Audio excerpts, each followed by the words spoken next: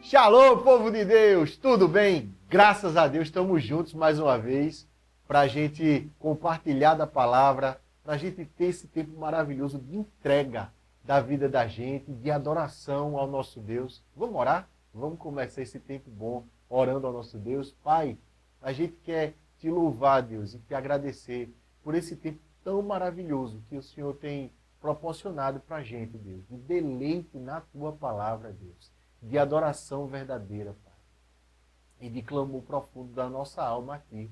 Deus, o Senhor conhece o coração de cada pessoa que está acompanhando esse momento de pastoreio, Deus.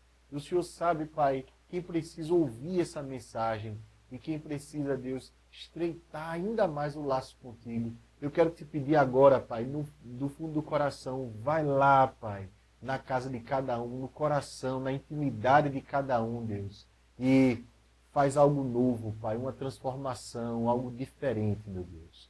Que o Senhor receba a adoração que a gente vem te prestar aqui. Que o Senhor fale, Deus, ao coração do teu povo, também em meio aos clamores, em nome de Jesus. Amém. Povo de Deus, vamos adorar esse Deus maravilhoso que vive e que reina para sempre. Bênção demais.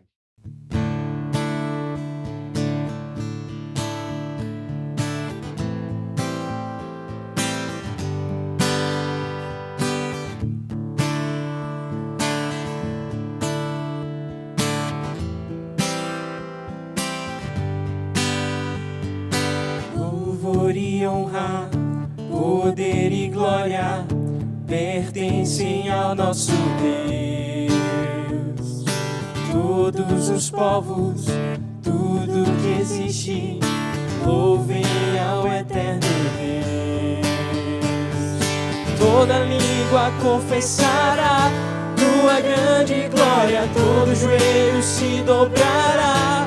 Em louvor exaltado sempre serás, e o teu reino jamais passará, ó eterno Deus.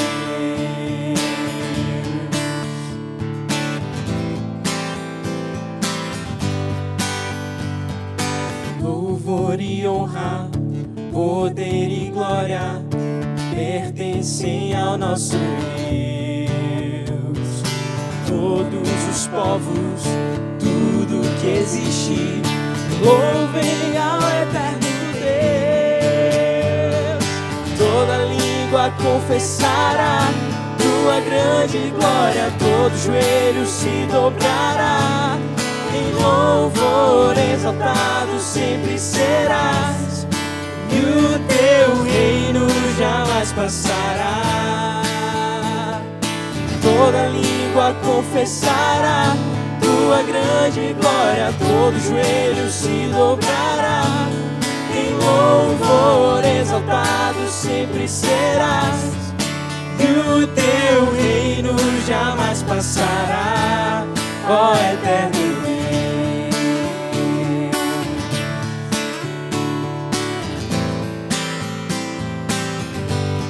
Ó eterno Deus.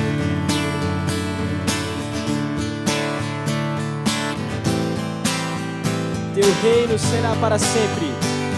Teu reino será para sempre.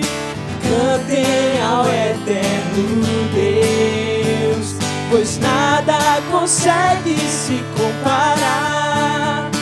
Cantem ao eterno Deus. Teu reino será para sempre. Cantem ao eterno Deus, pois nada consegue se comparar. Cantem ao eterno Deus. Toda língua confessará tua grande glória, todo joelho se dobrará. Em louvor exaltado sempre serás, e o teu reino jamais passará. Toda língua confessará tua grande glória, todo joelho se dobrará.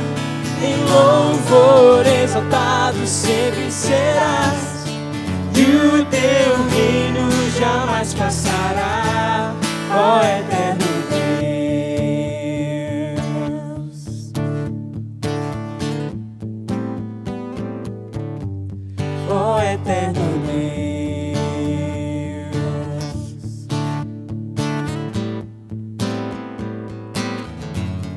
Ó eterno Deus.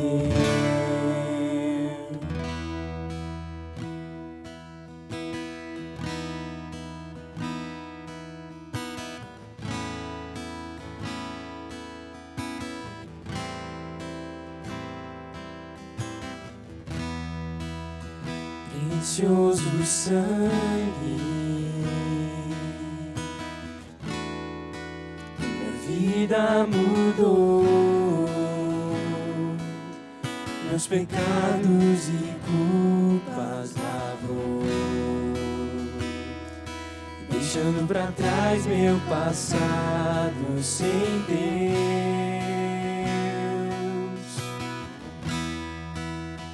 Foi nessa cruz que a minha história mudou, que a minha vida deu novo sentido, onde eu encontrei a razão pra viver.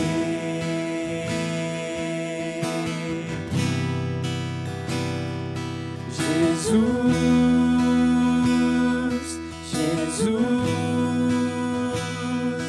meu coração te louva, meu coração te louva. Jesus, Jesus, meu coração te louva, meu coração te louva. Jesus.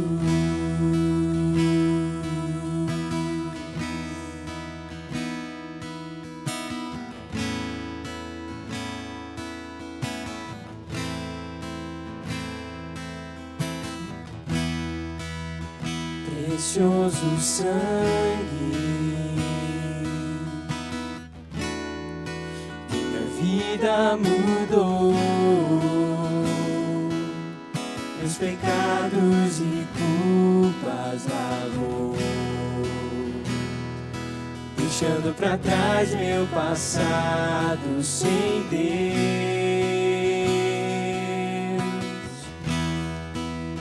Foi nessa cruz que a minha história mudou, que a minha vida deu novo sentido, onde eu encontrei a razão pra viver.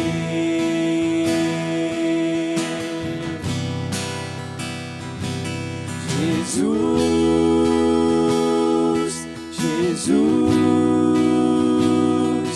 meu coração te louva, meu coração te louva. Jesus, Jesus, meu coração te louva, meu coração te louva. Jesus, Jesus, Jesus, o meu coração te louva, meu coração te louva. Jesus, Jesus, Jesus, o meu coração te louva, meu coração te louva. Jesus.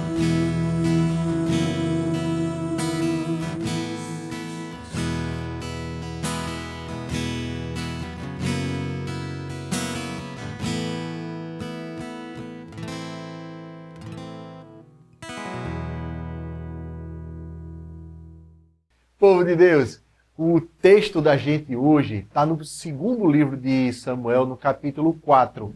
Antes da gente entrar propriamente no texto, a gente precisa entender aqui um panorama, um pano de fundo que está acontecendo aqui para a gente entender o ensinamento desse texto. Então, de repente você perdeu algum momento de pastoreio e por se tratar de um livro histórico, ele se dá num desenrolar da história exatamente convergindo aqui para esse momento em que Davi vai se tornar rei.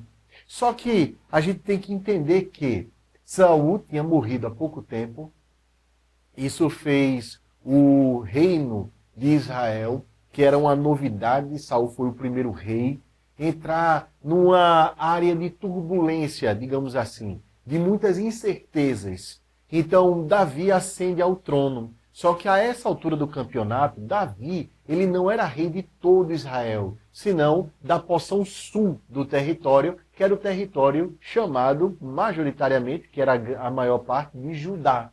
Então, o reino do norte de Israel tinha ficado sob o comando de um dos filhos de Saul, um homem chamado Isbosete.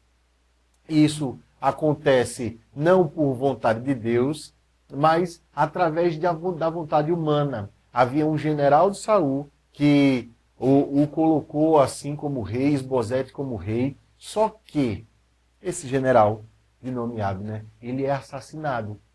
E agora aí as coisas elas se tornam assim mais nebulosas. Há nesse momento aqui, nessa conjuntura, uma grande incerteza pairando no ar, não é? Não havia assim um centro de poder, de governo, uma estabilidade em todo Israel. Então a coisa toda vai ficando complicada. No meio disso tudo, pessoas elas vão tentar se salvar, né? É aí onde o nosso texto chega. Porque a gente vai tratar de duas pessoas, dois homens, que agiram muito mal e que foram oportunistas no meio disso tudo. E o oportunismo deles se dá exatamente no momento em que eles tentam criar para si uma estabilidade que não vem de Deus. O resultado disso é uma grande confusão, um senso de justiça completamente distorcido, é gente tentando se prevalecer de alguma posição, de algum cargo, de algum feito, mas que Deus não está envolvido nisso. Então, é um capítulo curto e a gente vai lendo ele e vai fazendo algumas aplicações e algumas explicações para a gente entender isso como um todo, tá certo? Ouvindo, pois, o filho de Saul, que Abner, aquele general, morrera em Hebrom, as mãos, e Abner, ele morreu através também de uma estratagema, de um processo que não teve o envolvimento de Deus, mas foi assim um assassinato, uma conspiração, né? As mãos se lhe afrouxaram e todo Israel pasmou. Se era um homem que tinha tudo para ser o mais bem guardado de Israel, o mais respeitado, ele foi assassinado, agora o rei de Israel ficou assim, pasmo. Ele ficou, fala que ele perdeu as rédeas da situação, afrouxaram-se as mãos. Tinha o filho de Saul a seu serviço dois homens, capitães de tropas. Um se chamava Baaná e o outro Recabe, filhos de Rimom, o Berotita dos filhos de Benjamim, porque também Beerote era tida como pertencente a Benjamim. Tinham fugido os Berotitas para Gitaim, e ali tem morado até o dia de hoje. Jonatas, filho de Saul, tinha um filho aleijado dos pés. Era da idade de 5 anos quando de Jezreel chegaram as notícias da morte de Saul e de Jonatas. Então sua ama o tomou e fugiu. Sucedeu que, apressando-se ele a fugir, ele caiu e ficou manco. Seu nome era Mefibosete. Então ele está descrevendo aqui um pouco da descendência de Saul, né? E esse Mefibosete, no caso, era filho de Jonatas, né? Indo Recabe e Baaná, filhos de Rimom, Berotita, chegaram à casa de Isbosete no maior calor do dia, estando este a dormir ao meio-dia. O maior calor do dia era o horário de menor trânsito de gente. Era quando as pessoas procuravam se abrigar porque era muito quente. Então, como a vida era regida pela luz do sol, as pessoas elas costumavam levantar ainda de madrugadinha. Isso era para todo mundo, para quem era realeza e quem não era. E se levantavam de madrugadinha, começavam a trabalhar. E aqui, por essa parte do dia, no quente do dia, as pessoas procuravam se abrigar. Então, se evitava qualquer trabalho. Então, a coisa estava mais deserta. O rei não estava tão bem vigiado assim. E esses dois homens, Recabe e Baaná, que eram capitães, então eles eram militares de alta patente, não era gente assim da baixa, né, entre aspas, do baixo clero, do militarismo israelense. Eles entram na casa de Isbosete.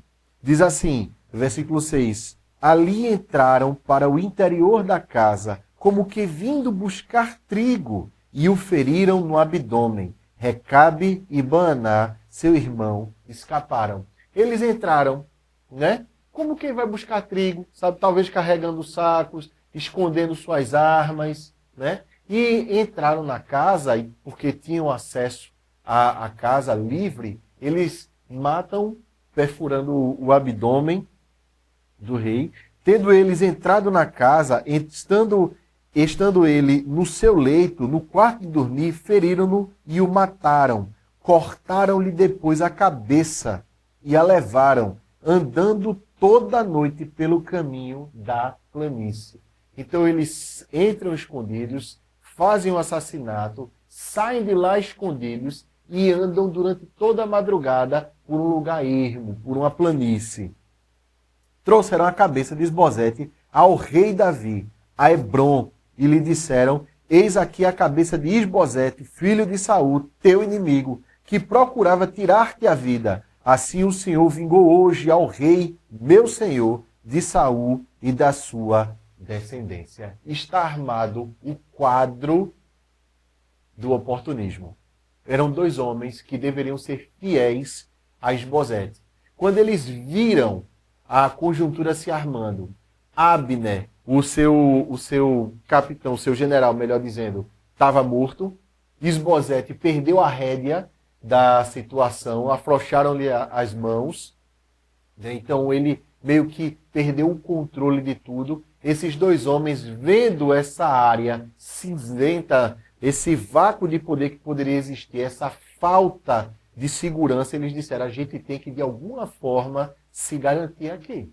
A gente não pode, de jeito nenhum, se deixar levar, porque no final das contas, na cabeça deles e na mentalidade deles, Davi iria invadir o território norte e tomar o poder à força, e eles estariam no lado mais fraco. Então, como a corda arrebenta sempre do lado mais fraco, eles se adiantaram, mataram o rei de forma bem covarde e escondidos, né? E aí eles vão para Davi. Presta muita atenção, meus irmãos, porque esse texto ele produz um ensinamento que não é simplesmente para fora da gente, mas pode estar para dentro da gente também. Existem momentos na vida de todos nós em que uma grande nuvem densa, ela paira sobre nossas cabeças e a gente não consegue divisar mais a luz. A gente não consegue mais enxergar o horizonte. A gente se sente perdido, inseguro, despreparado para a situação. Como é que a gente vai resolver isso? Sem eles saberem, esses homens eles lançaram mão de um certo recurso maquiavélico, né? Eles mudaram de lado, eles camotearam, eles falaram meias verdades, usaram inclusive o nome de Deus, né? Disseram que Isbosete queria matar Davi, disseram que Deus é que vingou Davi. Então, eles aparecem para Davi como, assim, sendo os salvadores da pátria, aqueles que unificaram todo Israel. Por quê? Porque eles colocaram fim naquele reinado injurioso de Isbosete. Perdão. Às vezes, nessa turbulência circunstancial que se vive, a gente também corre esse risco da gente envolver o nome de Deus em coisas que Deus não disse que iria se envolver. da gente procurar culpados para a situação que não são culpados de fato, da gente achar-se no direito de praticar uma justiça que a gente não tem direito a praticar. Cuidado, meus irmãos, porque no final das contas, se a gente perde Deus de vista, a gente acaba por cair numa armadilha. A gente fica predisposto a tentar fazer justiça, a tentar corrigir o curso da vida, a tentar encontrar estabilidade e segurança através dos nossos próprios meios, com o nosso próprio recurso, com a nossa própria força. E, sem a gente notar, a gente se torna, assim, oportunista. Então, a gente tem que ter muito cuidado como a gente vive e como a gente percebe a situação quando ela se mostra incerta. Deus, ele nunca perdeu a rédea da situação. E talvez se alguém tivesse, ou qualquer um de nós estivesse no lado de Davi, em vez de reprovar a atitude, fosse aprovar e dizer que coisa maravilhosa. Cuidado, porque a pessoa que se alia a um oportunista, a um traidor, também está sujeita à mesma traição. Então, nesse momento aqui, Davi ele teria que ter muito, mas muito cuidado. Porque a pessoa que vai se aliar ao homem mau vai colher daquilo também. Já dizia o velho ditado, não é? Quem com porcos anda, farelo come. Então, esses homens, eles agiram covardemente, envolveram o nome de Deus, envolveram um senso de justiça, criaram uma história e foram para Davi para buscar sua recompensa, certíssimos de que aquilo que eles mereciam, que era o reconhecimento, a pompa, a homenagem, eles teriam. Gente oportunista tem na cabeça o entendimento de que todo mundo é igual a eles. Que todo mundo age com mentira, todo mundo dá um jeitinho, de que todo mundo está sozinho e tem que se virar como dá. Então, preste atenção nisso, porque é gente que está aí a todo instante e a qualquer momento. E a gente, no momento em que a situação se torna complicada, tem que ter cuidado para não se tornar oportunista. Como é que a gente vai fazer isso? Esse texto tão curtinho possui a resposta para isso daqui. E preste atenção, porque agora é Davi que vai responder. Imagine essa cena, sala do trono, Davi sentado, esses homens chegam, talvez com um saco, né, onde se colocava grãos de trigo, mas com a cabeça do rei ali, e eles entram na presença de Davi, erguem a cabeça vitoriosamente, qual um troféu, e eles dizem assim, olha aqui, fizemos justiça, livramos você, né, de Saul e da descendência dele, e agora a gente está querendo essa recompensa. Somos capitães, é gente de alta patente, qualificada, gabaritada, sabem das coisas, fizeram algo impensável, né? Contextualizando, foi uma operação militar assim, muito bem executada, né? Como as grandes potências dos nossos dias fazem, sabe? Versículo 9 traz uma adversativa. Porém, já começa daí. O porém já muda a tônica completamente. Já traz para a gente um senso crítico. E um senso crítico que não se dá a partir da constatação humana, mas da ótica divina. Então, porém, Davi, respondendo a Recabe e a Baaná, seu irmão, filhos de Rimom, o Beerotita, e por que tanta explicação? Para dizer não era qualquer um, era gente de pedigree, né? Era gente da alta, certo? Disse-lhes, tão certo como vive o Senhor, que me remiu a alma de toda a angústia. Pega essa expressão, que a gente vai ter que voltar a ela. Se eu logo lancei mão daquele que me trouxe notícia, dizendo, eis que Saul é morto, parecendo-lhe, porém, aos seus olhos que era como quem trazia boas novas, e como recompensa uma tem Ziclag, muito mais a perversos que mataram a um homem justo em sua casa, no seu leito. Agora, pois, não requereria eu o seu sangue de vossas mãos e não vos exterminaria da terra? Deu Davi ordem aos seus moços, eles, pois, os mataram, e tendo-lhes cortado as mãos e os pés, os penduraram junto ao açude em Hebrom. Tomaram, porém, a cabeça de Isbosete e a enterraram na sepultura de Abner em Hebrom. Davi, ele chega aqui a uma conclusão do ponto de vista da fé. E isso ensina muito a gente, porque Davi, como eu pedi aos irmãos para segurar essa expressão, ele usa uma expressão extremamente importante e recorrente, sobretudo no livro dos Salmos. Senhor, que remiu a minha alma de toda a angústia. Davi, ele não estava nervoso com a situação. Ele não governava em todo Israel. Ainda havia muita instabilidade, muita incerteza. Muita gente, aliás, a maioria das pessoas, levantava uma forte suspeita sobre se esse tal desse Davi poderia de fato reinar sobre Israel. Se ele não seria alvo de uma conspiração, se ele não seria alguém simplesmente transitório que faria uma grande besteira e entregaria Israel na mão de outros povos.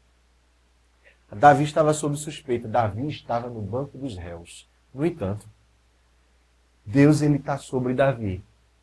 E aí Davi rapidamente ele faz um apanhado histórico aqui. Ele fala que quando Saul foi morto, quando Saul se matou, ele soube da morte de Saul, ele não se alegrou. E ele não saiu para dizer assim, olha, que felicidade. Inclusive a pessoa que foi dar a notícia a Davi, extremamente feliz e achando que estava trazendo assim boas novas, foi morto por Davi. E agora Davi diz assim, quanto mais vocês que mataram um homem justo dentro da casa dele, na cama dele. Ali Davi julgou. Ele trouxe valores. E os valores da gente se firmam através da fé. Não é simplesmente porque a gente é bom demais, mas é porque o próprio Deus implanta esses valores na gente e quem abre esse espaço é exatamente a nossa confiança em Deus. Só para a gente ilustrar esse fato dessa confiança de Davi, lembra só desse Salmo 18 aqui, maravilhoso, que diz assim, eu te amo, ó Senhor, força minha, o Senhor é a minha rocha, a minha cidadela, o meu libertador, o meu Deus, o meu rochedo em quem me refugio, o meu escudo, a força da minha salvação, o meu baluarte, invoco o Senhor, digno de ser louvado, e serei salvo dos meus inimigos. Laços de morte me cercaram, torrentes de impiedade me impuseram terror, cadeias infernais me cingiram, e tramas de morte me surpreenderam. Na minha angústia, invoquei o Senhor, gritei por socorro ao meu Deus. Ele do seu templo ouviu a minha voz, e o meu clamor lhe penetrou os ouvidos. Esse é um salmo de Davi. Esse daqui é o salmo daquele que foi remido das suas angústias. E remir significa ser liberto, ser livre. Deus ele comprou Davi das angústias dele. Davi fez isso confiando na promessa de Deus. Lá atrás, quando Davi ainda era um adolescentezinho, Deus prometeu que Davi iria reinar sobre todo Israel. Davi estava aqui em plena confiança de que isso iria acontecer. Durante 17 anos, meus irmãos, Davi foge como uma lebre foge de um lobo de Saul, e Deus o livrou. Então, o que a gente está vendo aqui é o retrato de um homem que confiou em Deus no momento mais nebuloso, de maior incerteza, quando Davi ele se sentia solitário. Então, o Salmo 18, assim como todos os outros salmos que falam de um Deus que redime da angústia e que na angústia ouve, mostram não simplesmente uma aspiração, mas a construção de um relacionamento que experimentou na intimidade com Deus ser liberto na angústia. Atenção, Deus ele nunca prometeu que nós não passaríamos, nem Davi e nem nenhum outro personagem bíblico, desses dos grandes que nós chamamos, que não teriam a vida que tivesse angústias.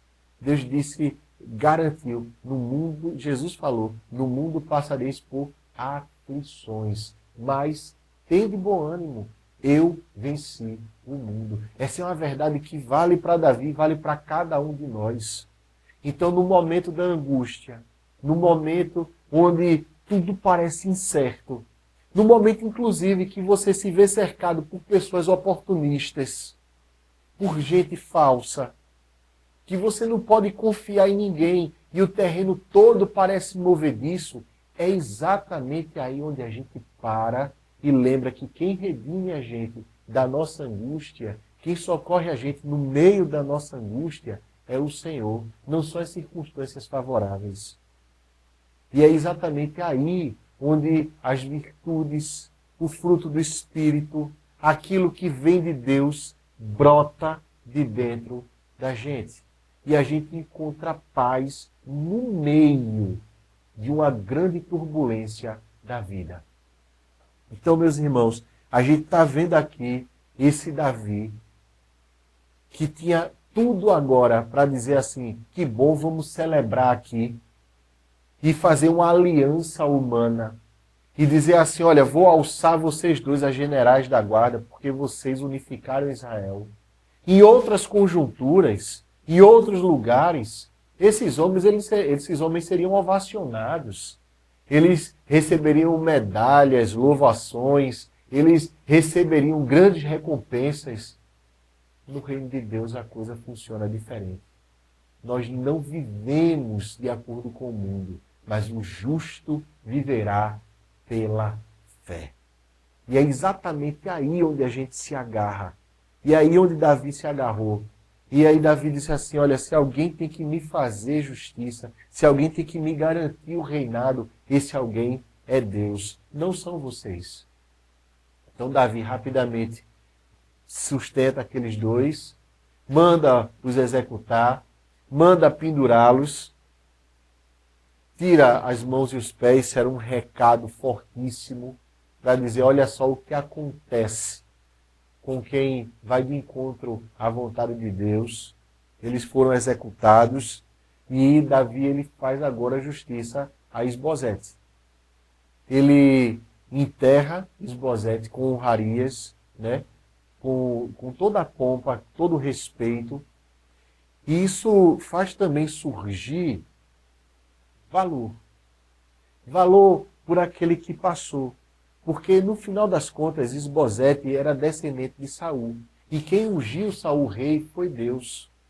No momento em que essas figuras, se elas tivessem sido pormenorizadas, colocadas de lado, relegadas ao segundo plano, Davi estaria dizendo que Deus ele não é soberano e que ele assumiu a rédea da situação e que ele ali é que iria resolver tudo. No entanto, quando Davi valoriza a vida de Isbosete, assim como ele valorizou a vida de Saul, que inclusive o odiava com ódio mortal e tentou matar Davi diversas vezes, perseguiu a exaustão, mas mesmo assim, quando Davi ele honra a memória de Saul, ele estava dizendo assim, Deus é soberano. E Deus ele coloca no trono quem ele quer colocar, para exercer aquilo que é vontade dele. Então, Davi ele estava afirmando ali a soberania de Deus.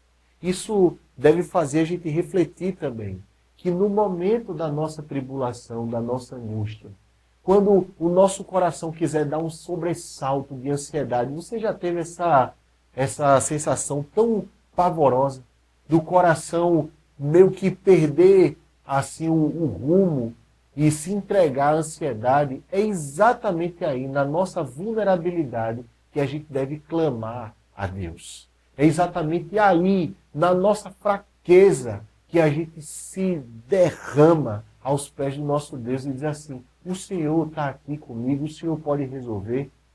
No momento em que a gente faz isso, e a gente toma alento em meio à oração, buscando em Deus a vontade dele, é exatamente nesse momento que a gente aprende a descansar, a ser fiel e a saber e tomar consciência cada vez maior da soberania de Deus. O que vem a seguir é o seguinte: a pessoa que amadurece no caminho de Deus, quando vê a próxima nuvem nebulosa, quando vê a próxima nuvem cinzenta, ela vai dizer assim: eu quero só ver o que é que Deus vai fazer, porque ele sabe que Deus vai agir.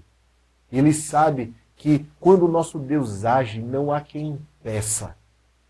Então ele vai descansar na vontade de Deus.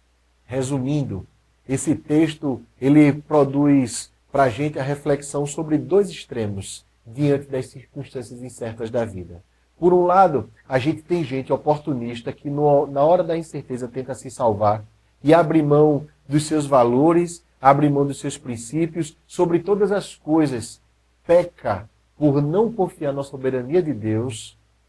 E por outro lado, a gente tem um rei confiante em Deus, que descansa na soberania dele e que, portanto, não abre mão dos seus princípios, dos seus valores e possui dentro de si motivações e intenções ajustadas, corretas, apropriadas para a pessoa. Que essa seja a nossa reação diante da angústia. E a chave para isso tudo está exatamente no contato, na comunhão com um Deus que redime a gente da nossa angústia. E angústia todo mundo tem. A ansiedade, o medo, eles andam juntos e tentam nos assaltar todos os dias. Como a gente vai reagir a eles vai mostrar a maturidade da nossa fé. Então, meus irmãos, é tempo da gente confiar em Deus. Na hora que você estiver submetido a uma circunstância bem difícil, pare, não se exaspere e nem se desespere. Ore, mesmo silenciosamente. Talvez você esteja no seu momento de trabalho e você não pode parar. Talvez você esteja extremamente ocupado e ali você não pode parar, assim, uma meia hora, 40 minutos. Mas ali você pode dizer: Deus, o Senhor está aqui, o Senhor pode ajudar agora. Toma conta do meu coração. Sacia minha alma da tua presença. E isso vai ser bênção para você. Uma oração curta é longa o suficiente, dizia Charles Spurgeon. Né? Então, é o momento da entrega. O que Deus quer de nós é um coração disposto e entregue ao coração dele, para ele forjar a gente e tornar a gente cada vez mais fiel na presença dele. Amém, meus irmãos? Isso é o caminho da gente. E isso é bênção demais. Vamos orar? Vamos entregar isso tudo a Deus? Você está passando por algum momento de turbulência, de tribulação? Ora a Deus agora comigo. Pai, olha o teu povo, Deus. Tanta gente cansada, Pai, abatida. O ano de repente começou para essas pessoas assim com muita incerteza, com muito medo. Não se sabe como é que vai ser o para frente. E Deus, no meio disso tudo, Deus, Satanás, ele não desiste da gente. Ele quer tentar a gente a sucumbir à ansiedade, ao medo, a sucumbir a um senso de justiça pessoal, a enxergar oportunidades onde não existe oportunidade. Pai, olha para a gente, Deus, e nos fortalece, Pai, o tempo todo, Deus, fazendo a gente confiar em Ti, Deus, sobre todas as coisas. E a gente tem certeza, Deus, de que o Senhor é conosco agora e em todos os dias da vida da gente. Então, Pai, toma conta, Deus. Dá, Pai, a gente um coração confiante à Tua presença e que descansa na Tua provisão diária, Deus. Porque o Senhor nada deixa faltar aos Teus. Então nos abençoe em tudo, Pai. Pacifica, consola, encoraja corações, Deus. Assim como o Senhor fez com Davi. Em nome de Jesus. Amém. Amém, povo de Deus. Que Deus continue abençoando a tua vida ricamente. e que esse ano todo seja um ano de confiança no nosso Deus. Amém? Deus abençoe muito você e toda a sua família, viu?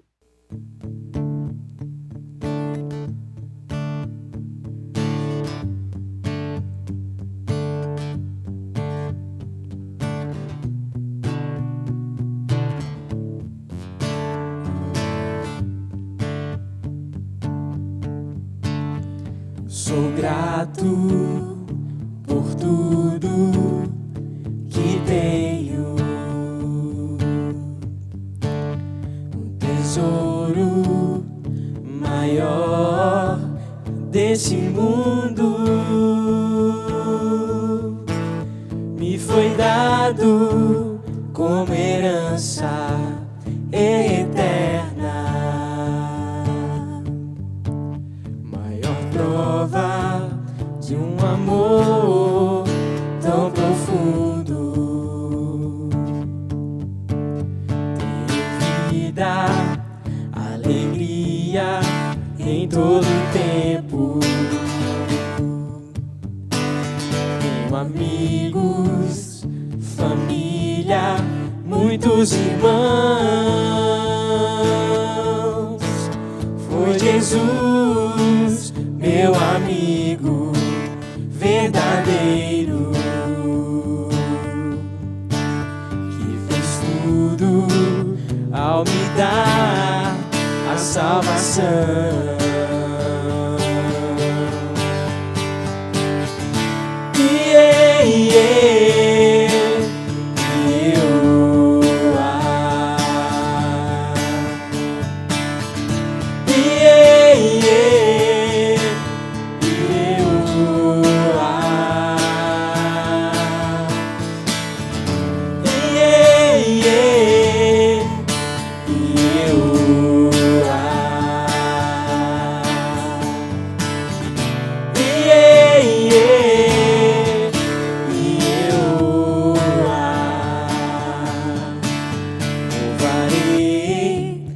Senhor em todo tempo, seu louvor estará continuamente em meus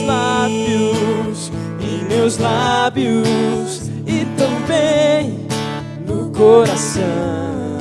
Ele será sempre a nossa canção.